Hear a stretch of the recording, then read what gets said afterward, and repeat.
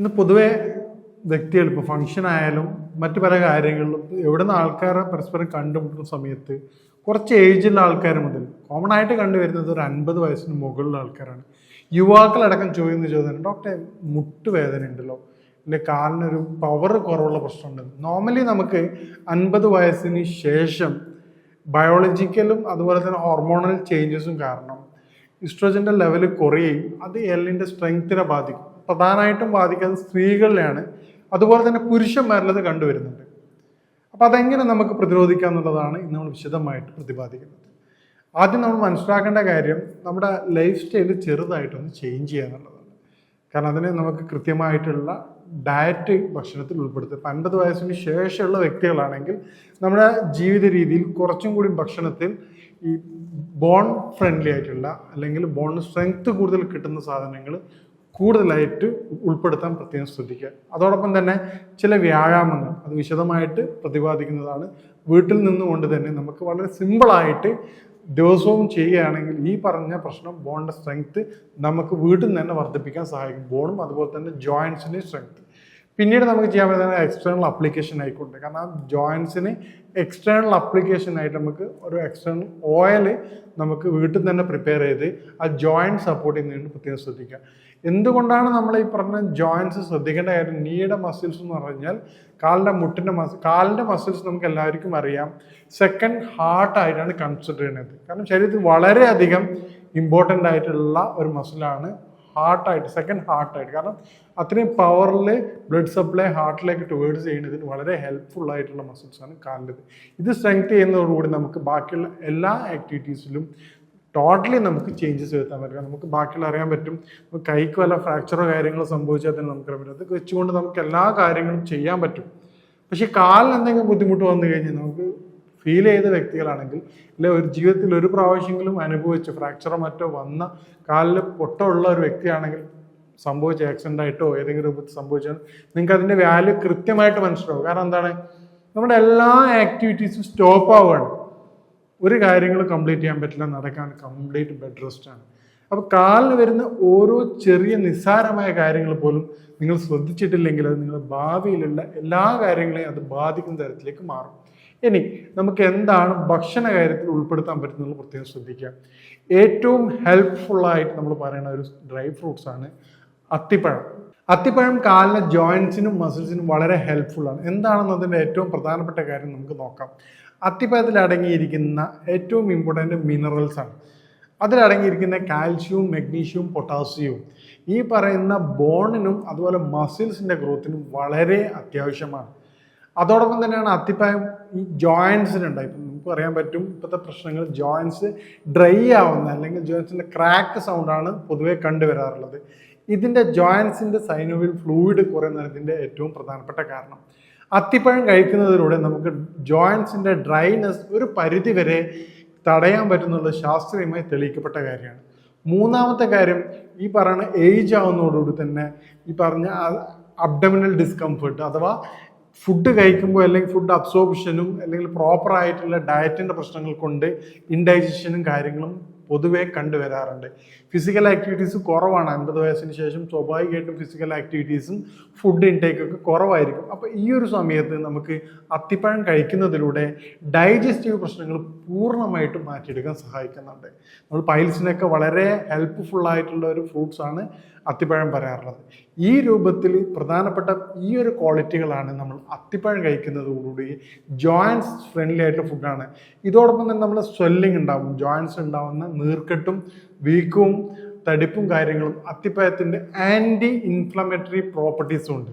അതായത് അവിടെയുള്ള സ്വെല്ലിങ്ങൾ കുറക്കാൻ വളരെയധികം ഹെൽപ്ഫുള്ളാണ്. പറ്റുകയാണെങ്കിൽ ദിവസത്തിൽ നിർബന്ധമായിട്ടും 2 or 3 അത്തിപ്പഴം നിങ്ങളുടെ ഫുഡിൽ ഉൾപ്പെടുത്തുകയാണെങ്കിൽ അത് വളരെ എഫക്റ്റീവായിരിക്കും.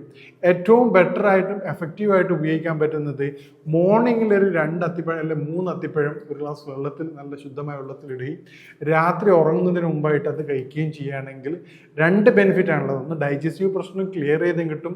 സാധാരണത്തിൽ ആൾക്കാർ രാത്രി ഇട്ട് വെച്ച് രാവിലെയാണ് കഴിക്കാറുള്ളത്. അതിനേക്കാൾ എത്രയോ ബെറ്റർ രാത്രി കഴിക്കുന്നതാണ്. അതോടൊപ്പം തന്നെ ആ വെള്ളം രാവിലെ വെറും വയറ്റിൽ കുടിക്കുകയും ചെയ്യുകയാണെങ്കിൽ അത് വളരെ ഹെൽപ്ഫുള്ളായിരിക്കും. നേരത്തെ പറഞ്ഞ പ്രശ്നങ്ങൾ നിങ്ങളൊരു 1 month തുടർച്ചയായിട്ട് ഉപയോഗിക്കുകയാണെങ്കിൽ നിങ്ങൾക്ക് അതിൻ്റെ ചേഞ്ചസ് പൂർണ്ണമായിട്ട് കണ്ടുവരും.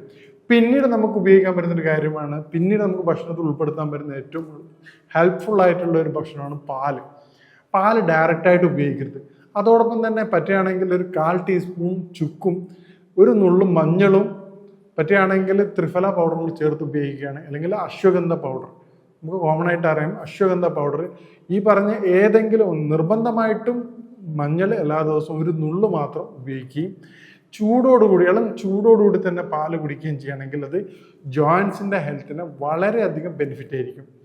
പിന്നീട് നമുക്ക് ഒരു ബെനിഫിറ്റ് ആയിട്ടുള്ള എക്സസൈസ്, കാരണം നമ്മുടെ ഡെയിലി ആക്ടിവിറ്റീസിന് കൂടുതൽ ജോയിൻസിന് സ്ട്രെയിൻ കൊടുക്കാതെ, അതായത് നമുക്ക് ജോയിൻസിന് സ്ട്രെയിൻ കൊടുക്കാതെ ദിവസത്തിൽ തന്നെ 3-4 പ്രാവശ്യങ്ങളായിട്ടുണ്ട് ഡിവൈഡ് ചെയ്തുകൊണ്ട് വളരെ ചുരുങ്ങിയ സമയം, ഒരു 2-3 മിനിറ്റ്സ് അല്ലെങ്കിൽ 5 മിനിറ്റ്സ് എങ്കിലും ജോയിന്റ് ഫ്രണ്ട് ആയിട്ടുള്ള എക്സസൈസ്. അതിൽ ഏറ്റവും ബെറ്റർ ആണ് ഫ്ലാറ്റ് ആയിട്ടുള്ള സർഫസിൽ കൂടെ നടക്കാൻ വേണ്ടി പ്രത്യേകം ശ്രദ്ധിക്കുക.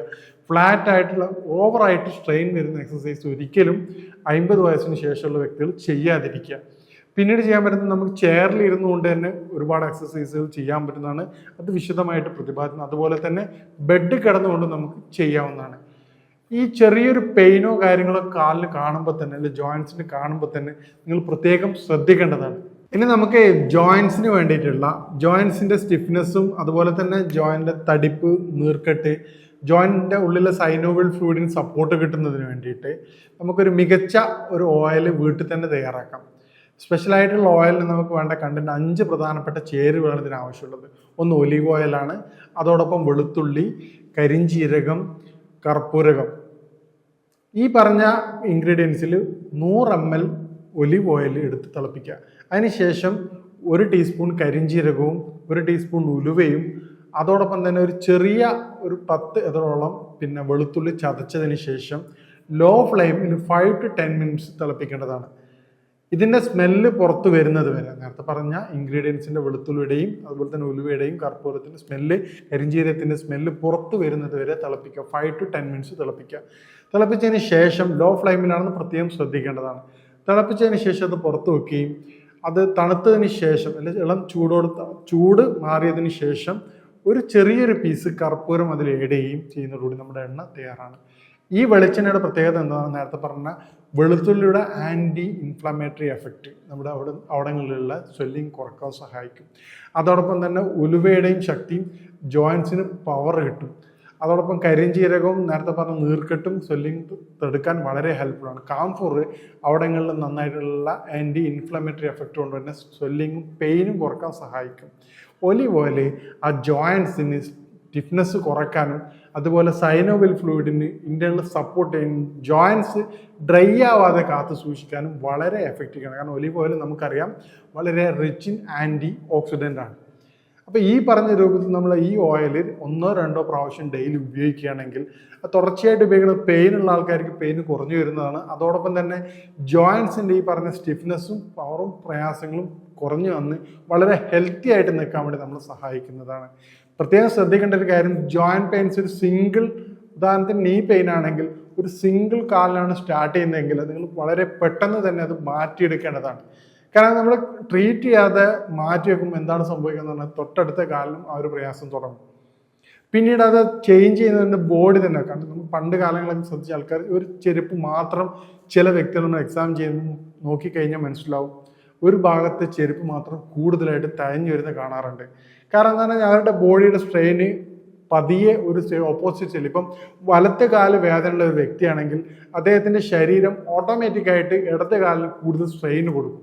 ഈ ഇടത് കാലത്ത് ഓവറായിട്ട് സ്ട്രെയിൻ കൊടുക്കുന്ന സമയത്ത് പിന്നീട് കുറച്ച് കഴിയുമ്പോൾ ഒരു 1 year ഒക്കെ ആകുമ്പോൾ തന്നെ എന്ത് ചെയ്യും, വലത് കാലിന് അതേ പെയിൻ ഇല്ല, ഒരു പക്ഷെ അതിനേക്കാൾ ഓവറായിട്ടുള്ള പെയിന് ഇടത് കാലിന് സ്റ്റാർട്ടാകും. അതോടുകൂടി എന്തായി, 2 കാലിന് പെയിൻ സ്റ്റാർട്ടായി, അയാൾ സീഡാവാൻ തുടങ്ങും. അപ്പം പിന്നീട് എന്ത് ചെയ്യും, ബാക്ക് പെയിനൊക്കെ സ്റ്റാർട്ട് ചെയ്യും. പിന്നീട് അത് ബാക്കിൽ നിന്ന് കാലിൻ്റെ പുറകിലൂടെ ഇറങ്ങി ഷിയാറ്റിക് പെയിനായിട്ട് മാറും. അപ്പം നമുക്ക് സ്റ്റാർട്ടിങ്ങിൽ തന്നെ ഏജ് ഒക്കെ ആവുന്ന സമയത്ത് സ്റ്റാർട്ടിങ്ങിൽ തന്നെ പെയിൻ ഉണ്ടാകുകയാണെങ്കിൽ വളരെ സിമ്പിളായിട്ട് ട്രീറ്റ് ചെയ്യുകയാണെങ്കിൽ, ട്രീറ്റ് ചെയ്യാതെ ഒഴിവാക്കുന്നതിന് പകരം സിമ്പിളായിട്ട് ട്രീറ്റ് ചെയ്യുകയാണെങ്കിൽ നമുക്ക് എന്ത് ചെയ്യാൻ പറ്റും, അത് പൂർണ്ണമായിട്ടും വളരെ എളുപ്പത്തിലൂടെ മാറ്റിയെടുക്കാൻ പറ്റും. നേരത്തെ പറഞ്ഞതുപോലെ നമ്മുടെ ഡയറ്റിൽ, ഭക്ഷണത്തിൽ ഏറ്റവും കാൽസ്യം റിച്ച് ആയിട്ടുള്ള മിനറൽസ് ഉള്ള ഏറ്റവും സുഗമമായിട്ട് നമുക്ക് ചെയ്യാൻ പറ്റുന്നത് ഗ്രീനി ലീഫ് വെജിറ്റബിൾസ് കൂടുതലായിട്ട് ആഡ് ചെയ്യാം.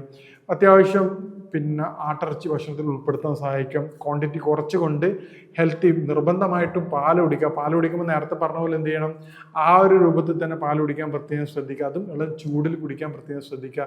ഇതുള്ള മഞ്ഞൾ നിർബന്ധമായിട്ട് ആഡ് മതി. ഈ പറഞ്ഞ ഡൈജസ്റ്റീവ് പ്രശ്നങ്ങൾ ക്ലിയർ ചെയ്യാൻ സഹായിക്കും.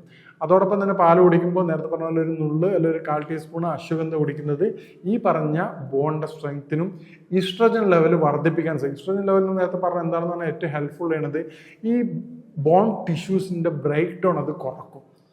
ഈ പറഞ്ഞ കാര്യങ്ങളൊക്കെ ബോൺ ടിഷ്യൂസിൻ്റെ സ്ട്രെങ്ത് വർദ്ധിപ്പിക്കുന്നതെന്ന് അതിൻ്റെ ഓരോരോ ആക്ടിവിറ്റീസിലും ഉൾപ്പെട്ടുകൊണ്ടാണ്. ഉദാഹരണം നേരത്തെ പറഞ്ഞ വെളുത്തുള്ളിയുടെ ആക്ഷൻ വരുമ്പോൾ അതിൻ്റെ ചൂടും ഉലുവയുടെ ഇതും കൊണ്ട് ആൻറ്റി ഇൻഫ്ലമേറ്ററി ആക്ഷൻ വരുന്നുണ്ട്. അവിടെ നീർക്കെട്ട് കുറയാൻ സഹായിക്കും. അതാണ് ഓരോ തരത്തിലാണ് ഇതിൻ്റെ എഫക്റ്റ് ആയിട്ടാണ് നമ്മുടെ കോമ്പൗണ്ട് എഫക്റ്റ് നമുക്ക് കിട്ടുന്നത്. അപ്പോൾ ഈ രൂപത്തിൽ നമ്മൾ ശ്രദ്ധിക്കുകയാണെങ്കിൽ നമ്മുടെ മുട്ടിൻ്റെയും അതുപോലെ തന്നെ ബോണിൻ്റെയും സ്ട്രെങ്ത് നമുക്ക് വീട്ടിൽ വെച്ച് തന്നെ വർദ്ധിപ്പിക്കാൻ പറ്റും. ചെറിയ പ്രയാസങ്ങൾ കാണുകയാണെങ്കിൽ നിങ്ങൾ ഉടനെ ചികിത്സ തേടിക്കൊണ്ടത് പൂർണ്ണമായിട്ടും മാറ്റിയെടുക്കാൻ സഹായിക്കുന്നതാണ്. വൈകി വെച്ച് കഴിഞ്ഞാൽ നേരത്തെ പറഞ്ഞതുപോലെ അത് ഒരുപാട് കോംപ്ലിക്കേഷനിലേക്ക് പോകും. വളരെ എളുപ്പം ചെയ്ത് പൂർണ്ണ ആരോഗ്യവാനായിട്ട് നിൽക്കാൻ വേണ്ടി പ്രത്യേകം ശ്രദ്ധിക്കുക. ഇനി മറ്റൊരു ഹെൽത്ത് വിഷയവുമായിട്ട് കാണാം. നന്ദി.